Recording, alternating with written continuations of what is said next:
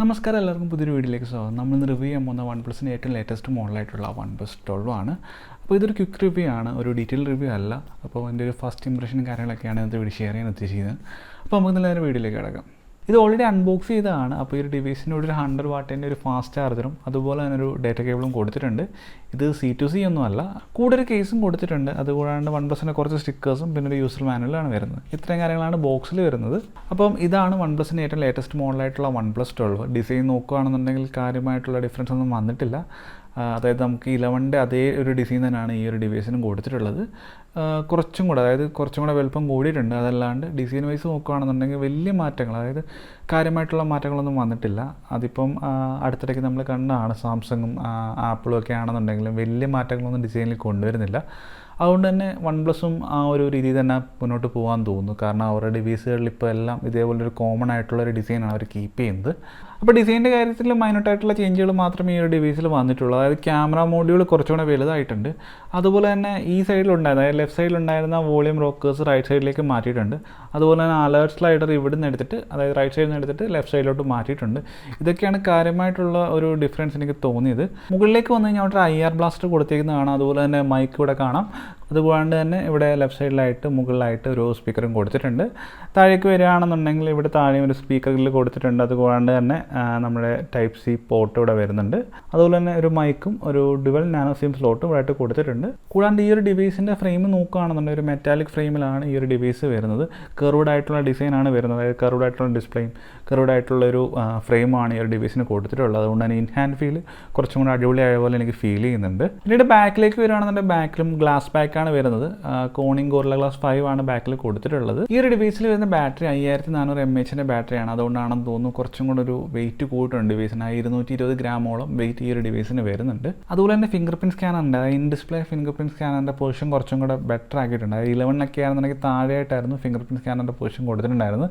ഇതിപ്പോൾ 12ലേക്ക് വന്ന സമയത്ത് കുറച്ചും കൂടെ മുകളിലേക്ക് മാറിയിട്ടുണ്ട്. അതുകൊണ്ട് തന്നെ ആ ഒരു പൊസിഷൻ കുറച്ചും കൂടെ കംഫർട്ടബിൾ ആയിട്ട് എനിക്ക് തോന്നി. ഡിസ്പ്ലേയുടെ ഭാഗത്തേക്ക് വന്നു കഴിഞ്ഞ് കഴിഞ്ഞാൽ ഒരു കർവ്ഡ് ആയിട്ടുള്ള ഡിസ്പ്ലേ ആണ് ഈ ഒരു ഡിവൈസ് കൊടുത്തിട്ടുള്ളത്. S24 Ultra വെച്ച് കമ്പയർ ചെയ്യുന്ന സമയത്ത്, രണ്ട് ഡിവൈസും വെച്ച് കമ്പയർ ചെയ്യുന്ന സമയത്ത് നമുക്ക് സ്വാഭാവികമായിട്ടും തോന്നുന്നത് S24 Ultra ഡിസ്പ്ലേ ആണ് കുറച്ചും കൂടെ വലുതെന്നായിരിക്കും നമുക്ക് തോന്നുക. പക്ഷേ ഒരിക്കലും അല്ല.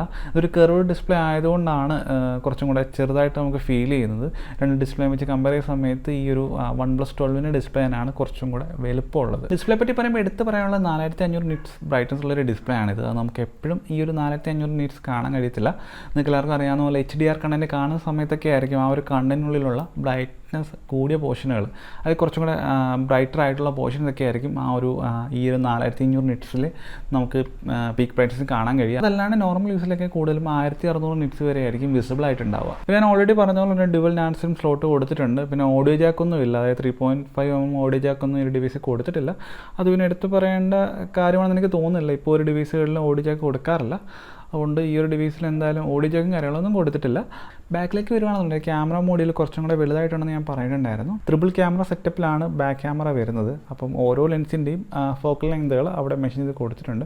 അതുപോലെ തന്നെ ഹാസൽ ബ്ലേഡിൻ്റെ ആ ഒരു H ഈ ഒരു ക്യാമറ മോഡിനുള്ളിലായിട്ട് കൊടുത്തിട്ടുണ്ട്. ഇനി ഡിസ്പ്ലേയുടെ ഭാഗത്തേക്ക് ഡീറ്റെയിൽ ആയിട്ട് വന്നു കഴിഞ്ഞാൽ 6.82 ഇഞ്ചിൻ്റെ ഒരു കർവ്ഡ് ആയിട്ടുള്ള ഡിസ്പ്ലേ ആണ് ഈ ഒരു ഡിവൈസിൽ കൊടുത്തിട്ടുള്ളത്. അതായത് 120 Hz റിഫ്രഷ് റേറ്റ് ആണ് വരുന്നത്. ഇതൊരു LTPO ഡിസ്പ്ലേ ആണ്. LTPO ഡിസ്പ്ലേ എന്ന് പറയുമ്പോൾ നിങ്ങൾക്ക് അറിയാവുന്ന പോലെ 1 to 120 Hz വേരിയിങ് ആയിട്ടുള്ള റിഫ്രഷ് റേറ്റ് ആയിരിക്കും ഉണ്ടാവുക. അതുകൊണ്ട് തന്നെ നല്ലൊരു ഗെയിമിംഗ് എക്സ്പീരിയൻസും ഈ ഒരു ഡിവൈസ് യൂസ് ചെയ്യുന്ന സമയത്ത് കിട്ടുന്നുണ്ട്. പിന്നെ കണ്ടന്റ് കാണുന്ന സമയത്ത് കർവ്ഡ് ആയിട്ടുള്ള ഡിസ്പ്ലേ ആയതുകൊണ്ട് തന്നെ നല്ലൊരു വ്യൂയിങ് എക്സ്പീരിയൻസ് കിട്ടുന്നുണ്ട്. പിന്നെ ഇതൊരു ഹൈ റെസൊല്യൂഷൻ ഡിസ്പ്ലേ ആണ്. ഡിസ്പ്ലേയിൽ 2K റെസൊല്യൂഷൻ വരെ കൊടുത്തിട്ടുണ്ട്. പിന്നെ ഡോൾബി വിഷൻ്റെ സപ്പോർട്ടും ഉണ്ട്. അതായത് ഡോൾബി വിഷൻ കണ്ടന്റുകളും കാര്യങ്ങളൊക്കെ ഈ ഒരു ഡിസ്പ്ലേയിൽ കാണാൻ കഴിയും. പിന്നെ 2160 Hz PWM ഡിമ്മിങ്ങും ഈ ഒരു ഡിസ്പ്ലേയിൽ കൊടുത്തിട്ടുണ്ട്. അതുകൊണ്ട് തന്നെ കണ്ണിന് അത്ര ഹാനികരമല്ലാത്ത ഒരു ഡിസ്പ്ലേ ആണ്. അതായത് ഫ്ലിക്കറിങ് കാര്യങ്ങളൊക്കെ വളരെ കുറവായിരിക്കും. പിന്നെ ഡിസ്പ്ലേയുടെ പ്രൊട്ടക്ഷൻ നോക്കുകയാണെന്നുണ്ടെങ്കിൽ കോണിംഗ് ഗോറില്ല ഗ്ലാസ് Victus 2 ആണ് ഫ്രണ്ടിൽ കൊടുത്തിട്ടുള്ളത്. ബാക്കിൽ ഗോറില്ല ഗ്ലാസ് 5 ആണ്. പക്ഷേ ഫ്രണ്ടിൽ കോണിംഗ് ഗോറില്ല ഗ്ലാസ് Victus 2 തന്നെ ഫ്രണ്ടിലും കൊടുത്തിട്ടുണ്ട്. ബാക്കിൽ എന്തായാലും Victus 2 കാര്യങ്ങളൊന്നും കൊടുത്തിട്ടില്ല. ഡിസ്പ്ലേയിൽ എന്തായാലും Victus 2 വരുന്നുണ്ട്. അതായത് ലേറ്റസ്റ്റ് ആയിട്ടുള്ള ഡിസ്പ്ലേ പ്രൊട്ടക്ഷനും കാര്യങ്ങളൊക്കെ ഈ ഒരു ഡിവൈസിൽ കൊടുത്തിട്ടുണ്ട്. കൂടാതെ ഈ ഒരു ഡിസ്പ്ലേയിൽ പഞ്ച് ഹോൾ സെറ്റപ്പിൽ തന്നെയാണ് ഫ്രണ്ട് ക്യാമറ കൊടുത്തിട്ടുള്ളത്. അതും നടുക്കായിട്ട് തന്നെ പഞ്ച് ഹോൾ സെറ്റപ്പിലുള്ള ഒരു ക്യാമറ കൊടുത്തിട്ടുണ്ട്. പിന്നെ എനിക്ക് പേഴ്സണലി ഇഷ്ടപ്പെട്ടത് ഈ ഒരു ഡിവൈസിൻ്റെ ഡിസ്പ്ലേ ആണ്. വീഡിയോ വ്യൂയിങ് എക്സ്പീരിയൻസ് വളരെ നല്ലതായിരുന്നു. കർവ്ഡ് ആയിട്ടുള്ള ഡിസ്പ്ലേ എനിക്ക് പേഴ്സണലി ഇഷ്ടമാണ്. അതുകൊണ്ടാണെന്ന് അറിയത്തില്ല. വീഡിയോ മേക്കിംഗ് എക്സ്പീരിയൻസ് വളരെ നല്ലതായിട്ട് തോന്നി എനിക്ക് ഈ ഒരു ഡിവൈസിൽ. പിന്നെ പെർഫോമൻസിൻ്റെ ഭാഗത്തേക്ക് വരികയാണെന്നുണ്ടെങ്കിൽ ഈ ഒരു ഡിവൈസിൽ കൊടുത്തിട്ടുള്ള ഏറ്റവും ലേറ്റസ്റ്റ് ആയിട്ടുള്ള ചിപ്സെറ്റ് തന്നെയാണ്. അത് സ്നാപ്ഡ്രാഗൻ്റെ 8 Gen 3 ആണ് ഈ ഒരു ഡിവൈസിൽ വരുന്നത്. ഞാനാണെങ്കിൽ ഈ BGMI കളിച്ച് നോക്കി, അതായത് BGMI സ്മൂത്തിൽ 90 FPS കളിച്ച് നോക്കി. സീംലെസ് ആയിട്ടുള്ള ഒരു എക്സ്പീരിയൻസ് ആണ് എനിക്ക് കിട്ടിയത്. ലാഗോ കാര്യങ്ങളോ ഒന്നുമില്ല, ബട്ടറി സ്മൂത്ത് തന്നെ പറയാം. അതായത് എനിക്ക് വേറെ പ്രശ്നങ്ങളോ കാര്യങ്ങളോ ഒന്നും ഫീൽ ചെയ്യില്ല. വളരെ സ്മൂത്തായിട്ടുള്ള ഒരു എക്സ്പീരിയൻസ് ആണ് ഞാൻ പറഞ്ഞ പോലെ തന്നെ സ്മൂത്തിൽ 90 FPS BGMI കളിച്ച സമയത്ത് എനിക്ക് കിട്ടിയത്. പിന്നെ ഹീറ്റിംഗ് ഉണ്ടോ എന്ന് ചോദിച്ചു കഴിഞ്ഞാൽ ഒരു നോർമലി വരുന്നൊരു ഹീറ്റിംഗ്, അതായത് നോർമലി എല്ലാ ഫോണിലും വരുന്നൊരു ഹീറ്റിംഗ് ഉണ്ടല്ലോ, ആ ഒരു ഹീറ്റിംഗ് ഈ ഒരു ഡിവൈസിലും വരുന്നുണ്ട്. കൂടുതലും എനിക്ക് ഡിസ്പ്ലേയുടെ ഭാഗത്താണ് ടെമ്പറേച്ചർ കൂടുതലായിട്ട് ഫീൽ ചെയ്തത്. ബാക്കിൽ അധികം ടെമ്പറേച്ചർ ബാക്കിലേക്ക് വരുന്നില്ല എന്നുണ്ടെങ്കിൽ ഡിസ്പ്ലേയുടെ ഭാഗത്ത് കുറച്ച് കൂടുതൽ ഹീറ്റിംഗ് വരുന്ന പോലെ ഫീൽ ചെയ്തിട്ടുണ്ടായിരുന്നു. എന്നാലും അത് നോർമലാണ്. നോർമലി എല്ലാ ഡിവൈസിലും വരുന്ന ഒരു ഹീറ്റിംഗ് ഈ ഒരു ഡിവൈസിലും വരുന്നുണ്ട്. പിന്നെ പെർഫോമൻസിൻ്റെ ഭാഗത്തേക്ക് വരുമ്പോൾ എടുത്ത് പറയേണ്ട ഒരു കാര്യം എന്ന് വെച്ചാൽ LPDDR5X ആണ് ഈ ഒരു ഡിവൈസിൽ കൊടുത്തിട്ടുള്ളത്. ഏറ്റവും ലേറ്റസ്റ്റ് ആയിട്ടുള്ള റാം തന്നെ ഈ ഒരു ഡിവൈസിൽ വരുന്നുണ്ട്. പിന്നീട് സ്റ്റോറേജ് ടൈപ്പ് നോക്കുകയാണെന്നുണ്ടെങ്കിൽ USF 4 ആണ് സ്റ്റോറേജ് ടൈപ്പ് വരുന്നത്. അത് 16 GB റാം തൊട്ട് 512 GB സ്റ്റോറേജ് വരെ USF 4 തന്നെയാണ് സ്റ്റോറേജ് ടൈപ്പ് വരുന്നത്. കൂടാതെ ചാർജിങ് പോർട്ട് നോക്കുകയാണെന്നുണ്ടെങ്കിൽ USF 3.2 ആണ് വരുന്നത്. അതുകൊണ്ട് തന്നെ ഫാസ്റ്റ് ആയിട്ടുള്ള ഡേറ്റ ട്രാൻസ്ഫറും കാര്യങ്ങളൊക്കെ പോസിബിൾ ആണ്. മാത്രമല്ല നിങ്ങൾക്കിപ്പം ഈ ഒരു ഫോണിൻ്റെ ഡിസ്പ്ലേ ഔട്ട് എടുക്കണമെന്നുണ്ടെങ്കിൽ, അതായത് USB-C കേബിൾ യൂസ് ചെയ്തുകൊണ്ട് നിങ്ങൾക്ക് വേണമെന്നുണ്ടെങ്കിൽ നിങ്ങളുടെ മോണിറ്ററിൽ ഈ ഒരു ഫോണിൻ്റെ ഡിസ്പ്ലേ ഔട്ട് എടുത്ത് യൂസ് ചെയ്യാനൊക്കെ സാധിക്കുന്നതായിരിക്കും. പിന്നീട് AnTuTu സ്കോർ നോക്കുകയാണെന്നുണ്ടെങ്കിൽ 19 ലക്ഷത്തോളം AnTuTu സ്കോർ വരുന്നുണ്ട്. S24 Ultra ആണെന്നുണ്ടെങ്കിൽ അതിന് തൊട്ട് താഴെയാണ് 18 ലക്ഷമാണ് വരുന്നത്. പിന്നെ അതിന് മുകളിലുള്ളത്, അതായത് OnePlus 12 മുകളിൽ AnTuTu സ്കോർ വരുന്നത് iQOO 12 ആണ്. അതിന് 20 ലക്ഷത്തോളം AnTuTu സ്കോർ വരുന്നുണ്ട്. എന്നാലും അത്യാവശ്യം കുഴപ്പമില്ലാത്ത സ്കോർ AnTuTuൽ കൊടുത്തിട്ടുണ്ട്. പക്ഷേ മുമ്പ്, അതായത് ഈ ഒരു ഡിവൈസ് ഇറങ്ങിയ ടൈമിൽ, അതായത് നോക്കിയ സമയത്ത് AnTuTu സ്കോർ ഏകദേശം 16 ലക്ഷം സംതിങ് എന്തോ ആയിരുന്നു കാണിച്ചിട്ടുണ്ടായിരുന്നത്. പക്ഷേ അപ്പം എല്ലാവരും ആ ഒരു AnTuTu സ്കോർ വളരെ കുറവാണെന്നൊക്കെ പറയുന്നുണ്ടായിരുന്നു. അത്യാവശ്യം നല്ല പെർഫോമൻസ് ഉള്ളൊരു ഫോണാണ്. ത്രോട്ടിലിംഗ് ടെസ്റ്റ് ഒക്കെ നോക്കിയ സമയത്ത് പോലും ത്രോട്ടിലിംഗ് കാര്യങ്ങളോ ഒന്നുമില്ല. അതായത് ബ്ലഡ് ഇങ്ങനെ ഒലിച്ചിറങ്ങുന്ന പോലുള്ള റെഡ് മാർക്കുകളോ കാര്യങ്ങളോ ഒന്നുമില്ല. ത്രോട്ടിലിംഗ് തീരെ ഇല്ലാത്തൊരു ഡിവൈസാണിത്. അന്ന് ആ സമയത്ത് പെർഫോമൻസ് ഇത്രയും ഉണ്ടായിട്ടും AnTuTu സ്കോർ വളരെ കുറവാണെന്ന് പല റിവ്യൂകളിലും ഞാൻ പറഞ്ഞായിട്ട് കാണും. പക്ഷേ ഇപ്പോൾ എന്തായാലും ഇത് അപ്ഡേറ്റ് ആയിട്ടുണ്ട്. ഞാൻ ഇപ്പം ലേറ്റസ്റ്റ് ആയിട്ടുള്ള AnTuTu സ്കോർ എടുത്ത സമയത്ത് 19 ലക്ഷമാണ് കൊടുത്തിട്ടുള്ളത്. അതിന് തൊട്ട് താഴെയാണ് സാംസങ്ങിൻ്റെ S24 Ultra ഉള്ളത്. അതെന്തായാലും നന്നായെന്ന് എനിക്ക് തോന്നി. കാരണം അന്ന് പെർഫോമൻസിനനുസരിച്ചുള്ള ഒരു AnTuTu സ്കോർ ഇല്ല എന്ന് എല്ലാവരും പരാതി പറയുന്നുണ്ടായിരുന്നു. അപ്പോൾ പിന്നെ ഈ ഒരു ഡിവൈസ് പെർഫോമൻസിനെ കാര്യത്തിൽ ഒന്നും പറയാനില്ല, ടോപ്പ് നോച്ചിൽ തന്നെ ആണെന്ന് പറയാം. ഞാൻ ലാസ്റ്റ് S24 Ultra ഒക്കെ നോക്കിയ സമയത്ത് അതിനകത്തിലാണ് ത്രോട്ട്ലിംഗ് ഒക്കെ ഉണ്ടായിരുന്നത്. അതായത് റെഡ് കളറിൽ ഇങ്ങനെ ബ്ലഡ് ഒലിച്ചിറങ്ങിയ പോലെ ഒരുപാട് ത്രോട്ട്ലിംഗ് പ്രശ്നങ്ങളൊക്കെ ഉണ്ടായിരുന്നു.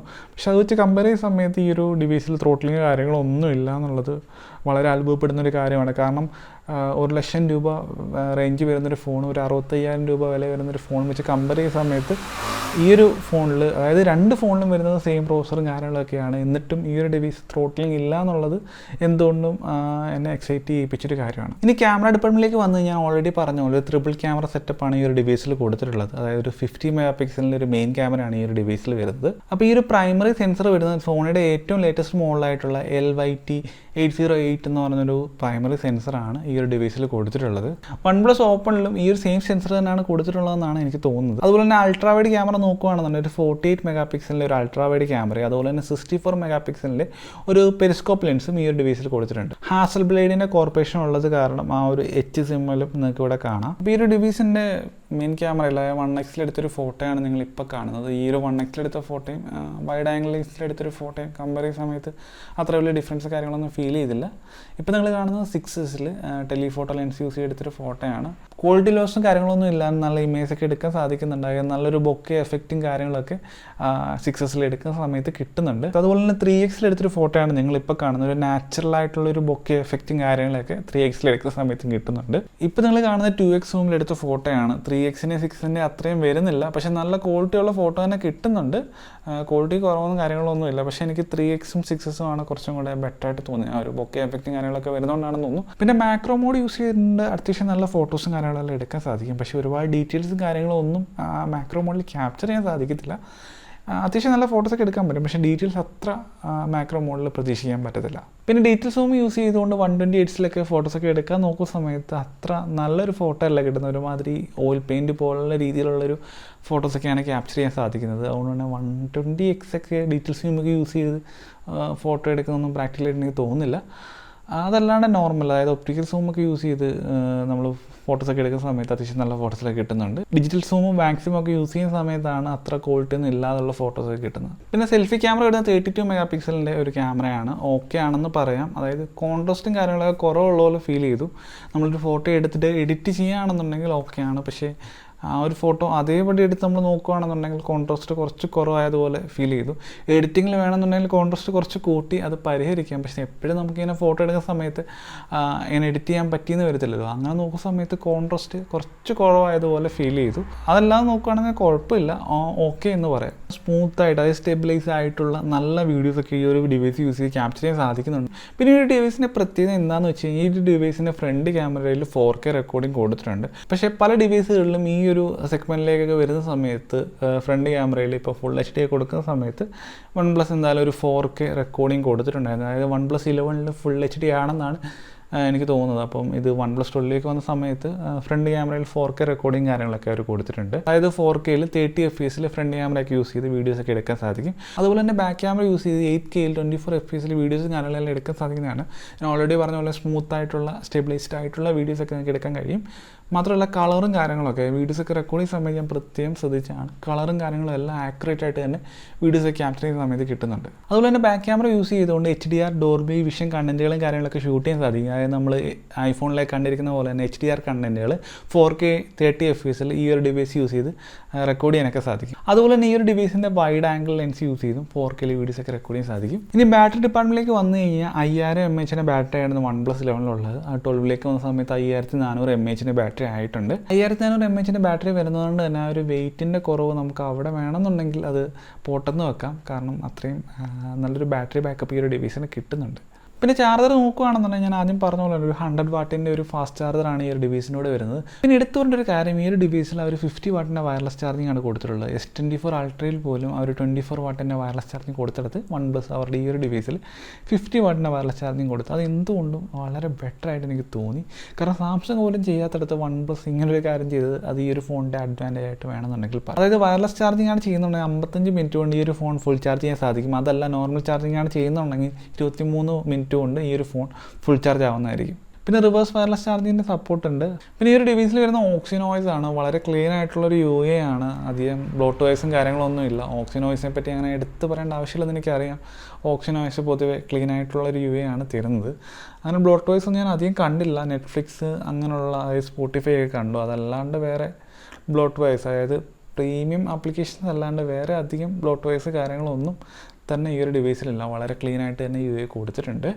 പിന്നെ out of the box Android 14 ആണ് ഈ ഒരു ഡിവൈസിൽ വരുന്നത്. ഈ ഒരു ഡിവൈസിൽ വരുന്ന ബ്ലൂടൂത്ത് വെർഷൻ 5.4 ആണ്. എടുത്ത് പറഞ്ഞൊരു ഫീച്ചർ എന്താണെന്ന് വെച്ചാൽ റെയിൻ ടച്ച് എന്നുള്ളൊരു ഫീച്ചർ ഈ ഒരു ഡിവൈസിൽ കൊടുത്തിട്ടുണ്ട്. അതായത് കുറച്ച് വെള്ളത്തുള്ളികളോ അതല്ലാതെ കുറച്ച് വെള്ളമൊക്കെ ഈ ഒരു ഡിവൈസിൻ്റെ ഡിസ്പ്ലേയിൽ ഇരുന്നാൽ പോലും നമുക്ക് അതായത് ഗോസ്റ്റ് ടച്ചും കാര്യങ്ങളൊന്നും ഇല്ലാണ്ട് തന്നെ വളരെ സ്മൂത്തായിട്ട് തന്നെ നമുക്ക് യൂസ് ചെയ്യാൻ സാധിക്കുന്നതായിരിക്കും. അങ്ങനൊരു ഫീച്ചർ ഞാൻ കൊടുത്തിട്ടുണ്ട്. പിന്നെ ഓൾറെഡി പറഞ്ഞ പോലെ തന്നെ IR ബ്ലാസ്റ്റർ വരുന്നുണ്ട്. പിന്നെ Type-C പോർട്ടിൻ്റെ കാര്യം ഞാൻ ആദ്യമേ പറഞ്ഞു 3.2 ആണ് വരുന്നത്. ഫാസ്റ്റായിട്ട് ഡേറ്റയൊക്കെ ട്രാൻസ്ഫർ ചെയ്യാൻ സാധിക്കും. അതുപോലെ തന്നെ സൗണ്ട് ക്വാളിറ്റി നോക്കുകയാണെന്നുണ്ടെങ്കിൽ വളരെ നല്ലൊരു സൗണ്ട് ക്വാളിറ്റി തന്നെ ഈ ഒരു ഡിവൈസ് തരുന്നുണ്ട്. നല്ല സ്റ്റീരിയോ സ്പീക്കേഴ്സാണ് ഈ ഒരു ഡിവൈസിൽ കൊടുത്തിട്ടുള്ളത്. നിങ്ങൾക്ക് കേൾക്കണമെന്നുണ്ടെങ്കിൽ ഇതാ കേട്ടുള്ളൂ.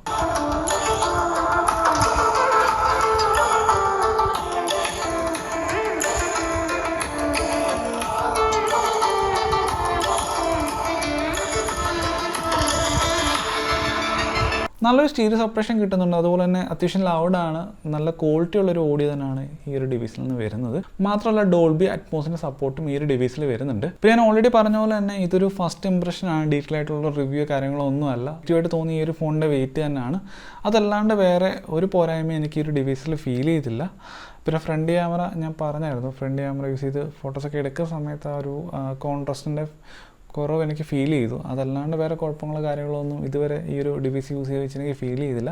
നിങ്ങൾക്കൊരു ഫ്ലാഗ്ഷിപ്പ് ഡിവൈസ് വേണം, 1,00,000 രൂപയൊന്നും മുടക്കാൻ നിങ്ങളുടെ കയ്യിൽ ഇല്ലയെന്നുണ്ടെങ്കിൽ തീർച്ചയായിട്ടും പർച്ചേസ് ചെയ്യാൻ പറ്റിയ നല്ലൊരു ഡിവൈസായിട്ടാണ് എനിക്ക് തോന്നിയത്. അപ്പോൾ ഈ ഒരു ഡിവൈസ് മുമ്പ് പറഞ്ഞിട്ടുള്ള OnePlus 11 വെച്ച് കമ്പയർ ചെയ്യുകയാണെന്നുണ്ടെങ്കിൽ ചെറിയ ചെറിയ ഇമ്പ്രൂവ്മെൻറ്റ്സ് വന്നിട്ടുണ്ട്. അതായത് എല്ലാ സൈഡിലും, അതായത് ക്യാമറ ഡിപ്പാർട്ട്മെൻറ്റ് ആണെന്നുണ്ടെങ്കിലും പെർഫോമൻസ് ആണെന്നുണ്ടെങ്കിലും ഓവറോൾ എല്ലാം നോക്കുന്ന സമയത്ത് ബാറ്ററി ആണെന്നുണ്ടെങ്കിലും എല്ലാം നോക്കുന്ന സമയത്ത് ചെറിയ ചെറിയ ഇമ്പ്രൂവ്മെൻറ്റ്സ് വന്നിട്ടുണ്ട്. പിന്നെ ഡിസൈനിൻ്റെ കാര്യം ഞാൻ ഓൾറെഡി പറഞ്ഞ പോലെ തന്നെ ഇനി അങ്ങോട്ട് കാര്യമായിട്ടുള്ള ഡിസൈൻ ചെയ്യുന്ന കാര്യങ്ങളൊന്നും ഫോണുകൾ വരത്തില്ല. അത് എല്ലാവർക്കും ഇപ്പോൾ അറിയാവുന്ന കാര്യമാണ്. ഈ ഒരു ഡിവൈസിൻ്റെ പ്രൈസ് നോക്കുകയാണെന്നുണ്ടെങ്കിൽ ഇത് 12GB 256GB വേരിയൻ്റ് ആണ്. ഇതിന് 65,000 രൂപയാണ് പ്രൈസ് വരുന്നത്. ആക്ച്വലി ഇത് വൗച്ചർ കിട്ടിയിട്ട് വാങ്ങിയതാണ്. അതായത് മുമ്പ് യൂസ് ചെയ്യുന്ന OnePlus ഡിവൈസിൽ ഗ്രീൻ ലൈൻ ഇഷ്യൂസ് ഒക്കെ വന്നതിന് ശേഷം വൗച്ചർ കിട്ടിയായിരുന്നു. OnePlusന് ഏകദേശം ഒരു 35,000 രൂപയോളം വൗച്ചർ കിട്ടി. 30,000 രൂപ അഡീഷണൽ കൊടുത്തിട്ട് പർച്ചേസ് ചെയ്ത ഡിവൈസാണ്. നമുക്ക് എല്ലാവർക്കും അറിയാം ഗ്രീൻ ലൈൻ ഇഷ്യൂൻ്റെ കാര്യത്തിൽ OnePlus മാത്രമേ നല്ല രീതിയിൽ അഡ്രസ്സ് ചെയ്യുന്നുള്ളൂ. എന്തായാലും ഞാൻ യൂസ് ചെയ്ത് വെച്ചിട്ട് എനിക്ക് ഈ ഒരു ഡിവൈസ് വളരെ ഇഷ്ടപ്പെട്ടു. നിങ്ങൾക്ക് തീർച്ചയായിട്ടും നിങ്ങൾക്ക് താല്പര്യം ഉണ്ടെന്നുണ്ടെങ്കിൽ ഞാൻ ഓൾറെഡി പറഞ്ഞ പോലെ തന്നെ നിങ്ങൾക്കൊരു ഫ്ലാഗ്ഷിപ്പ് ഡിവൈസ് വേണം, നിങ്ങളുടെ കയ്യിൽ അത്രയും ബഡ്ജറ്റ് ഇല്ലാന്നുണ്ടെങ്കിൽ തീർച്ചയായിട്ടും ട്രൈ ചെയ്യാൻ പറ്റിയ ഡിവൈസാണിത്. അപ്പോൾ ഇതോടെ ഇത്രയേ ഉള്ളൂ. വീഡിയോ നിങ്ങൾക്ക് എല്ലാവർക്കും യൂസ്ഫുൾ ആയിട്ടുണ്ടെന്ന് പ്രതീക്ഷിക്കുന്നു. വീഡിയോ ഇഷ്ടപ്പെടുന്ന ലൈക്ക് ചെയ്യാം, ഇഷ്ടപ്പെടില്ല ഡിസ്ലൈക്ക് ചെയ്യാം. വീഡിയോ പറ്റില്ല അഭിപ്രായങ്ങളും കാര്യങ്ങളെല്ലാം കമൻറ്റ് ബോക്സിൽ കമൻറ്റ് ചെയ്യുന്നതാണ്. അപ്പോൾ ഈ ഒരു ഡിവൈസിൻ്റെ ഡീറ്റെയിൽ റിവ്യൂ കാര്യങ്ങളൊക്കെ വേണമെന്നുണ്ടെങ്കിൽ നിങ്ങൾ തീർച്ചയായിട്ടും കമൻറ്റ് ചെയ്യുക. അപ്പോൾ നമുക്ക് അതിൻ്റെ അടുത്തൊരു വീഡിയോയിൽ കാണാമായിരിക്കും. ബൈ.